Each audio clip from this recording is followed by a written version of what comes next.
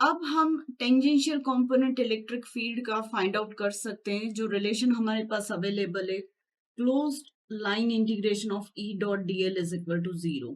ये जो है रिलेशन ये एग्जिस्ट करता है, ट्रू है। तो इसके रिस्पेक्ट में मैं कंडक्टर टू फ्री स्पेस के बीच में जो टेंजेंशियल कंपोनेंट है इलेक्ट्रिक फील्ड का, उसका रिलेशन फाइंड आउट कर सकती हूँ। तो अब सपोज मेरे पास एक कंडक्टर और फ्री स्पेस की बाउंड्री है, जैसा अभी बताया था।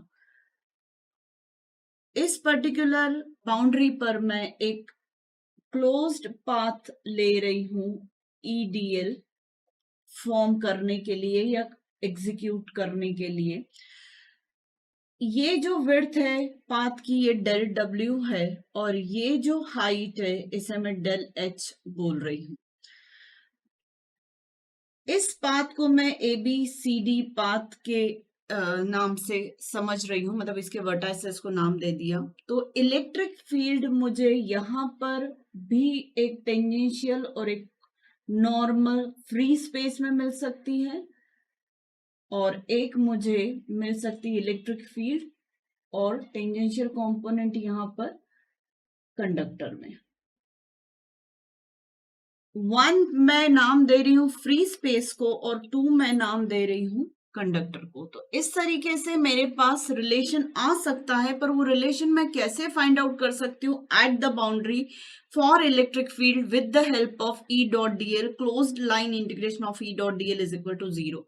तो जब इसको मुझे अप्लाई करना है तो बाउंड्री पर मैंने क्लोज्ड पाथ लिया है जिस पर मैं क्लोज्ड लाइन इंटीग्रेशन ई का परफॉर्म करूंगी।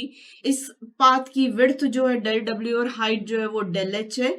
इलेक्ट्रिक फील्ड मैंने डिफाइन कर दी टेंजेंशियल नॉर्मल फ्री स्पेस में, और इलेक्ट्रिकल फील्ड मैंने डिफाइन कर दी है कंडक्टर में भी, नॉर्मल और टेंजेंशियल कंपोनेंट दोनों। तो अब यहां पर हम समझ लेते हैं इस पर्टिकुलर पाथ पर अगर मैं ई डॉट डीएल अप्लाई करती हूं तो इसे ई डॉट डीएल को मैं ब्रेक कर सकती हूं डिफरेंट पाथ्स में। मतलब एक ए बी के लिए होगा, एक बी सी के लिए होगा, एक सी डी के लिए होगा, और एक डी ए के लिए होगा। इस तरीके से इस पाथ को मैं ब्रेक करके टोटल क्लोज लाइन इंटीग्रेशन को इक्वेट कर सकती हूँ 0 के।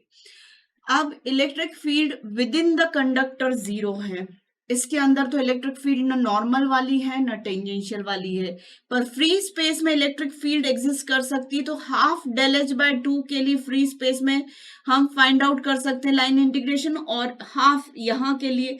तो मेरा complete A B B C C D और डी ए में लाइन इंटीग्रेशन सी डी वाला भी 0 हो जाएगा, और इस हाफ पाथ पे लाइन इंटीग्रेशन भी 0 हो जाएगा। मतलब बीसी को मैं 1/2 में ब्रेक कर सकती हूँ, डीए को भी मैं 1/2 में ब्रेक कर सकती हूँ। तो ऐसे करके मैं इस लाइन इंटीग्रेशन को फाइंड आउट करने की कोशिश करती हूँ, पर इस पर्टिकुलर में ई एग्जिस्ट ही नहीं कर रहा है हाफ पाथ में, तो इसका लाइन इंटीग्रेशन फाइंड आउट ही नहीं होगा।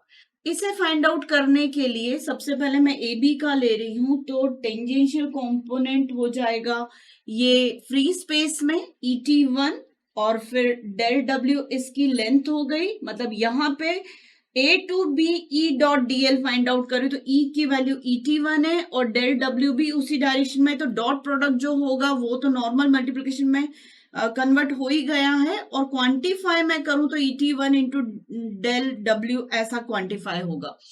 फिर इलेक्ट्रिक फील्ड की नॉर्मल डायरेक्शन ये वाली एज्यूम की, और अगर मैं B2 इस पॉइंट पर जाती हूं, मतलब डेल एच बाय 2 डिस्टेंस के लिए E डॉट डीएल परफॉर्म करती हूं, तो ये हो जाएगा EN1 विथ माइनस साइन, क्योंकि अपोजिट टू EN1 है तो minus EN1 del H bye 2 ऐसा फाइंड आउट होगा। फिर यहां पर 0 है पूरा, और यहां पर फिर plus EN1 del H bye 2 ऐसा ये फाइंड आउट होगा, और इक्वल टू 0 तो चला ही आ रहा है ये।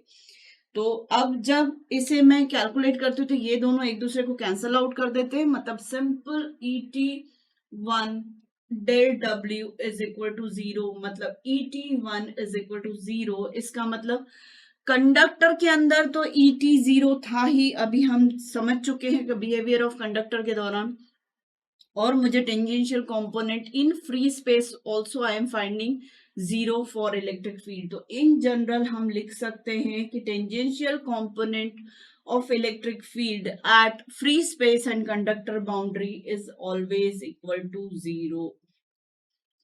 फ्री स्पेस कंडक्टर में टेंजेंशियल कंपोनेंट इलेक्ट्रिक फील्ड का 0 है। तो अगर मैं dt भी फाइंड आउट करना चाहती हूँ जो कि एप्सिलॉन et होगा, तो et 0 है तो dt भी 0 हो जाएगा। मतलब फ्री स्पेस कंडक्टर बाउंड्री के लिए इलेक्ट्रिक फ्लक्स डेंसिटी का टेंजेंशियल कंपोनेंट भी 0 होगा क्योंकि et भी 0 है इसलिए। अब हम फ्री स्पेस और कंडक्टर बाउंड्री के लिए नॉर्मल कंपोनेंट्स का भी रिलेशन फाइंड आउट कर लें। मतलब normal component of electric field and normal component of electric flux density. अभी जो हमने फाइंड आउट किया था वो tangential component of electric field था और tangential component of electric flux density था। नॉर्मल कंपोनेंट से रिलेटेड रिलेशन फाइंड आउट करने के लिए गॉसियस लॉ यूटिलाइज करना परफेक्ट रहेगा, क्योंकि हमें मालूम है डी डॉट डी एस जो होगा उसका क्लोज सरफेस इंटीग्रेशन हमेशा चार्ज एनक्लोज के इक्वल रहता है।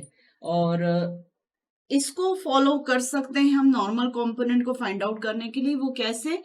बाउंड्री पर हम एक छोटा सा सिलेंडर कंसिडर कर रहे हैं जिसकी हाइट डेल एच है और इसका क्रॉस सेक्शन सिलेंडर का जो है वो डेल एस है।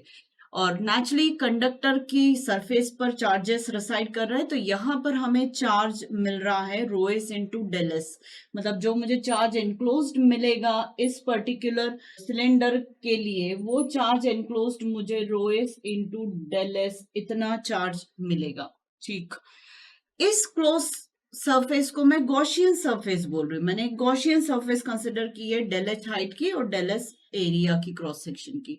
अब उस गॉसियन सरफेस के लिए मैं ये अप्लाई करती हूँ, तो close surface integration of D dot D S को मैं ब्रेक करके 3 पार्ट्स में सेपरेट कर लेती हूँ। एक बॉटम के लिए, एक टॉप के लिए और एक मैं कर्व्ड सरफेस पर फाइंड आउट करूंगी डी डॉट डी एस। मतलब बॉटम के लिए डी डॉट डी एस, यहाँ इस सरफेस के लिए डी डॉट डी एस, इस सरफेस के लिए टॉप के लिए डी डॉट डी एस और कर्व्ड सरफेस के लिए D dot D S. Bottom के लिए जब हम D dot D S find out कर रहे हैं तो डी की डायरेक्शन अपवर्ड है जो मैंने शो करके रखी dn2, और एरिया की डायरेक्शन मैं एक्सटर्नल एज्यूम कर रही हूं, तो इस एरिया की डायरेक्शन आउटवर्ड होगी। सपोज ये -an है और ये वाली डायरेक्शन +an है, ऐसा मैं एज्यूम कर लेती हूँ। टेंजेंशियल कर्व सरफेस की डायरेक्शन का कोई मतलब नहीं है क्योंकि वहां के लिए मेरा डी डॉट डी एस वैसे ही 0 आने वाला है क्योंकि डी टेंजेंशियल 0 होता है। तो ठीक है, बॉटम के लिए ये मुझे मिल रहा है D dot D S dn2 del S का माइनस साइन के साथ आएगा जब डॉट प्रोडक्ट करेंगे। टॉप के लिए मुझे dn1 डेल एस ऐसा मिलेगा और कर्व्ड के लिए मुझे ये 0 मिल जाएगा। और ये किसके इक्वल होगा? रो एस डेल एस के क्यू एनक्लोज के बराबर जो अभी कहा। तो ठीक है, dn1 minus dn2 is equal to rho S, ये रिलेशन हमें मिल जाएगा नॉर्मल कंपोनेंट से रिलेटेड। इस तरीके से इस रिलेशन को हम लिख सकते हैं। पर हमें मालूम है कि कंडक्टर के अंदर इलेक्ट्रिक फील्ड तो होती ही नहीं है, 0 होती है। इसका मतलब कंडक्टर के अंदर की इलेक्ट्रिक फील्ड क्या हो जाएगी? 0।